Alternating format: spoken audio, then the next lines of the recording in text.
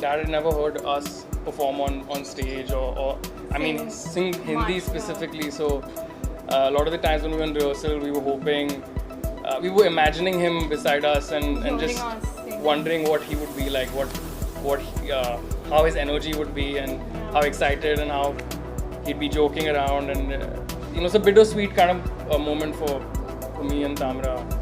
We're excited to bring the music for everyone who loved Dad, but it's also hard for us because we're just imagining how proud Dad would have been of us. Yeah, and it's weird to be like in Dad's place, like on stage, because normally we're in the audience and we're looking at him, and now we're on stage, and hopefully he's looking at us.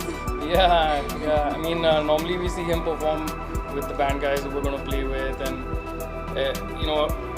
now being able to do that with them makes us feel connected to him. So young artist, और उस time जब मैंने पल और यारो दोस्ती जैसे गाने के साथ केके को इंट्रोड्यूस किया था, it was an amazing time. मुझे याद है कि जब वो एल्बम रिलीज़ हुआ था, he came to me and he said, Les, finally my dream has come true. I've always wanted you to make my album and it's happened. और उसके बाद so many years later to recreate यारी number 1, वही यारो दोस्ती का जो गाना है, and to have Nakul and Tamra sing for me in the same studio. yeah. और वही स्टूडियो में जहाँ केके ने गाया था, वही जगह पे जहाँ केके खड़ा रहता था, they stood and sang, and I think I'm blessed because I've got to live the whole song one more time with Yari number 1 and with Nakul and Tamra, and I think it's a very very special moment. Yeah. और आज केके का birthday है, तो मुझे लगता है कि he is also smiling, and Yeah. मेरी तरफ से एक स्लाइस केक तो खाएगा. Yeah, I mean, Many slices of cake. One from my side he's going to have for sure. it was a very special moment, and Leslie made it really comfortable for us. He was like, just do your thing. Yeah. There was no pressure, and it's just a very comfortable, fun environment, and that whole vibe of Yaro really. Mix सा feeling है actually. जब आ रहे थे यहाँ तो समझ ही नहीं आ रहा था मुझे कि कैसा लग रहा है ना. So to be honest, it is kind of little lost, don't know. It's celebration also. Definitely we have to celebrate his music and him as a person also. वो इंसान भी बहुत ही खूबसूरत थे, बहुत ही अमेजिंग थे actually. So that's why I think सब इकट्ठा हुए हैं. और उनके बच्चों को भी मिला मैं, अच्छा लगा. तमारा और नकुल बहुत ही अमेजिंग है वो भी. आई थिंक जो मैं समझा हूँ कि उनको वो उनके पिताजी से मिला है, वो एक जो ऑरा होता है, एक जो दुनिया को कैसे लेने के लिए with a pinch of salt, वो वैसे ले रहे हैं. एंड उनका ये अच्छा exposure. I really hope and wish them all the best for their career in music. मैंने एक गिव मी दिस कॉन्फिडेंस ना, ऐसे मिलके. I was newcomer in the music scene, तो ऐसा एक एनर्जी दिया उन्होंने कि मैं जो एक एंग्जाइटी होता है शो से पहले, वो रिलैक्स हो गया था. इसके बाद केके का शो है, ये एक था कि इसके बाद केके है, तो मुझे बचपन से सुनते आए हैं ऑल ऑफ द सॉन्ग्स, यारो, पल. तो he made me very comfortable, feel at home. And then मेरे शो के बाद जब उनको देखा मैंने, how comfortable he is on stage, ये एक तरह का सीख ही था मेरे लिए. बहुत अच्छा लगा. एंड ऐसे कुछ बातें हैं. स्ट्रेस लेवल तो अब म्यूज़िक और इंडस्ट्री में नहीं है, वैसे ही लोगों को है. इतना ज़्यादा बर्नआउट हो रहे हैं लोग. पहले लोगों के हाथ में इतना वक्त होता था, अब किस अब कुछ सालों से ऐसे लगता है कि टाइम इतना फास्ट जा रहा है. तो वो जो स्ट्रेस लोग ले रहे हैं, वो तो है कहीं ना कहीं. I think we have to learn from this कि इतना स्ट्रेस नहीं लेना है. आप नहीं भी रहे तो दुनिया चलता है.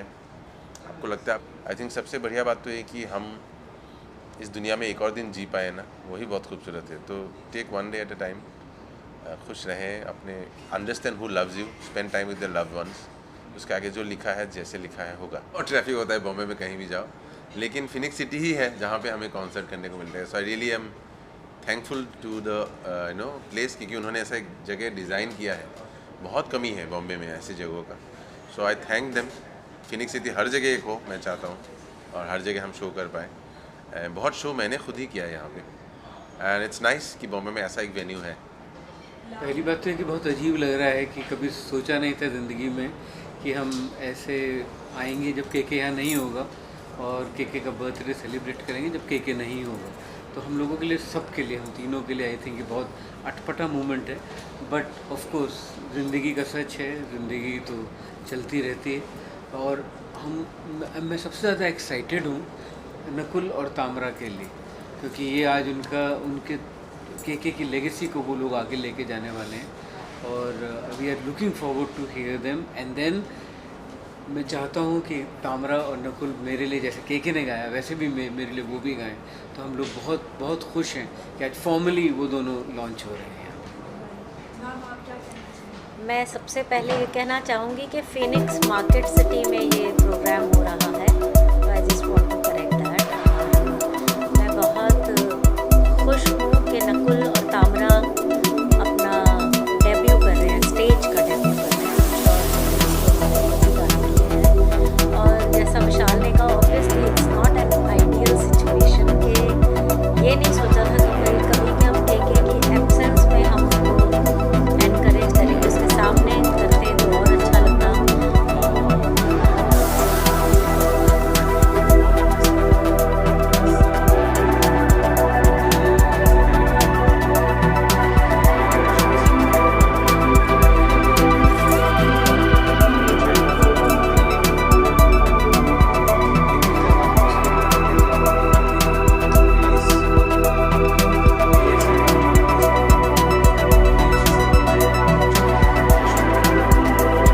बहुत गर्व की बात होगी हम सब के लिए, बिकॉज हम लोग भी we want to look up to somebody ना, कि कोई हमें वो रास्ता दिखाए ताकि हम कैसे एक अच्छा सिंगर बने।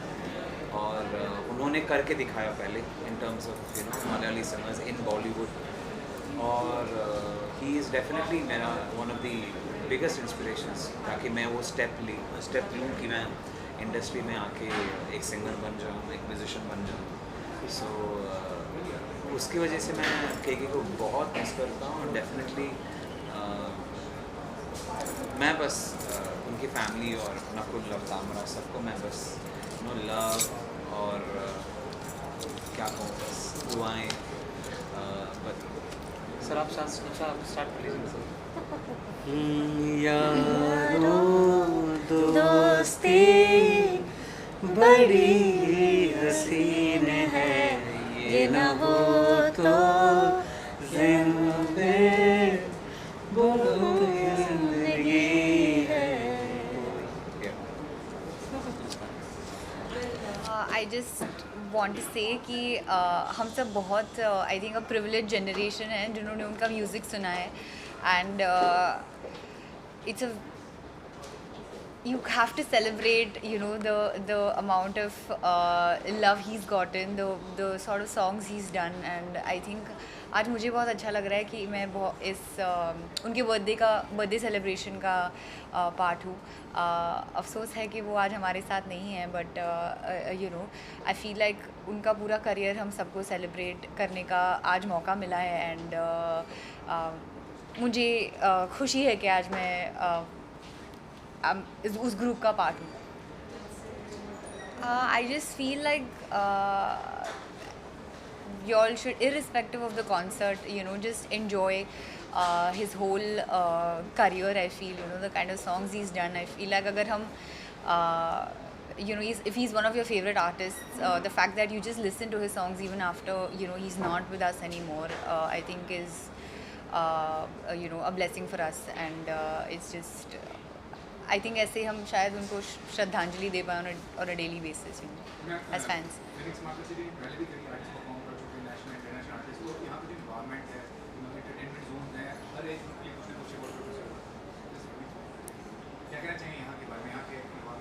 एक्चुअली मैं यहीं रहती थी मैं अभी शिफ्ट हुई हूँ। एंड मैं बहुत आ चुकी हूँ market city. And I think it's been मैं बहुत पिक्चरें देखी हैं मैंने। I think it's a great environment and people have performed here. I think it's very great, it's really good. And I look forward to sort of being on stage with people. I'm not going to sing, but just to share the stage with artists that are celebrating KK sir's life today. Thank you. अब ऐसे मौके पर एक ही चीज़ कह सकता हूँ कि बस के जहाँ भी रहे खुश रहे, दिल से दुआएं उसके लिए। उसने पूरी ज़िंदगी बहुत अच्छा काम किया और इतना अच्छा काम किया कि लोग उसको हमेशा याद रखेंगे। और उसके परिवार वालों को मैं इतना कहूँगा,